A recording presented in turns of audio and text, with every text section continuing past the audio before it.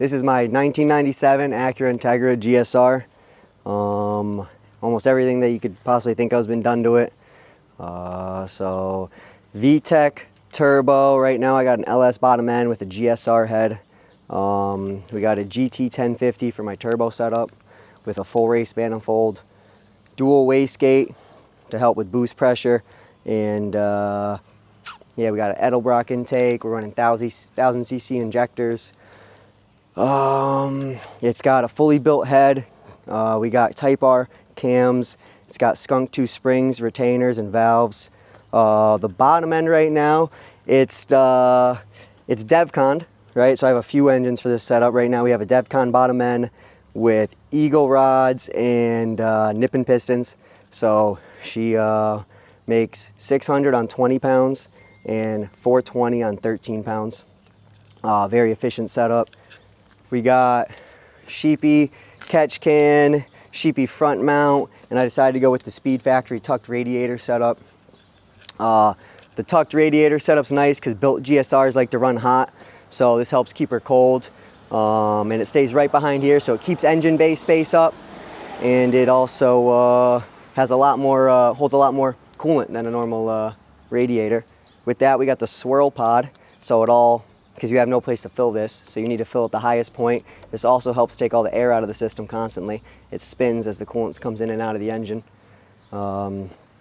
So that's pretty much for the engine. And then you come over to the side here. So a GSR is usually 4 lug. It's 5 lug. We're on Type R rims, and so it's got the drive shaft shop billet hubs, billet axles. High horsepower axles are good for like I think 600 or something like that. So are the hubs. The rear, same thing, 5 lug Type R rims. It's on blocks, suspension, race suspension, like Type 2 or something like that. So thing sits hard. It's all set up for the drag strip. We got the chromoly cage, on-off switch for the drag strip, battery relocated, back's gutted. Chromoly cage is what you need to go to the drag strip, not like a mild steel or anything like that. And then I kept the car pretty streetable. We got pretty much a full interior in there. We got my Hondata right there at the bottom, so it's just an ECU that they pretty much put a Hondata chip in, so you can plug and play right from the ECU. With that, we also have, this is my fuel relay, if you want to say that. It's pretty much gives me fuel directly to my fuel pump from my battery for high horsepower setups. Yeah, she's a beauty.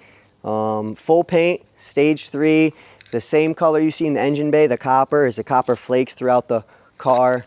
Whole car is undercoated. You won't see any rust or nothing on this car, man. It's one of the cleanest GSRs around, honestly.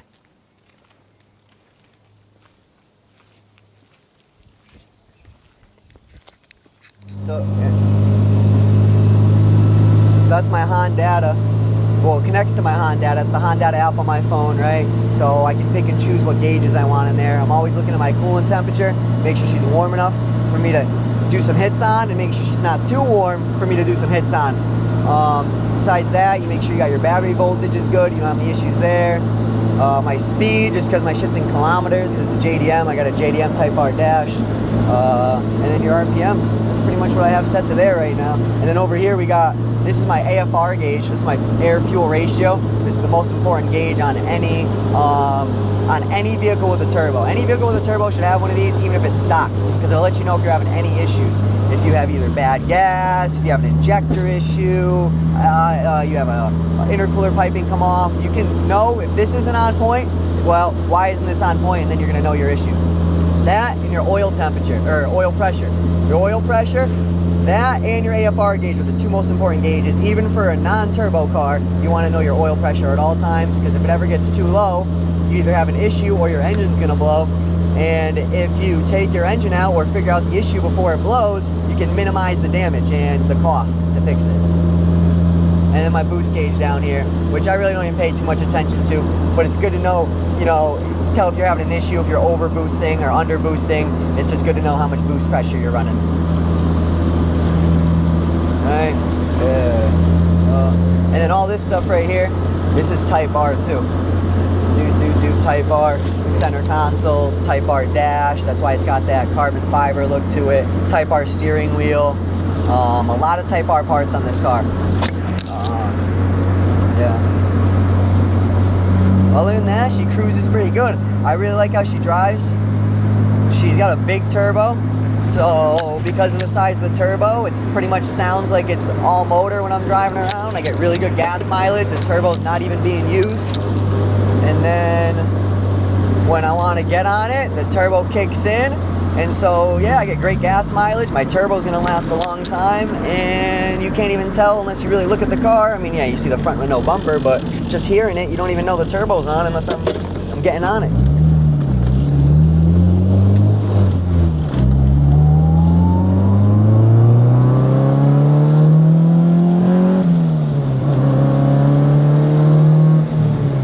You can hear VTEC kick in and then the turbo. That's the funny part. So most turbo cars, or most Hondas at least, turbo Hondas, you're going to see them, their VTEC, their turbo kicks in before their VTEC. But because my turbo's so big, my VTEC kicks in, which helps my turbo kick in. It helps the airflow and the high RPMs when your VTEC kicks in.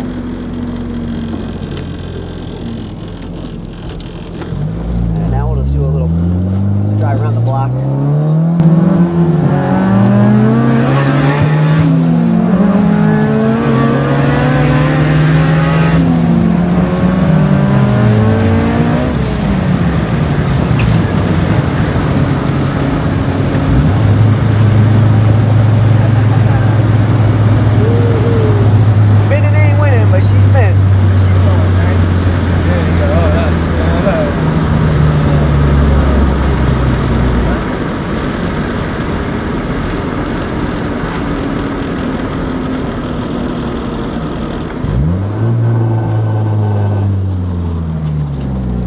Lightweight flywheel, a little loud.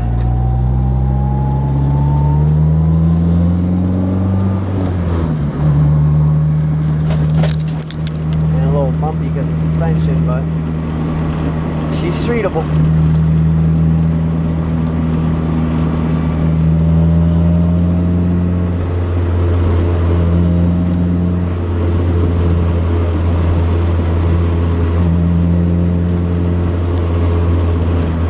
Fourth gear, we still got power, just cruising around.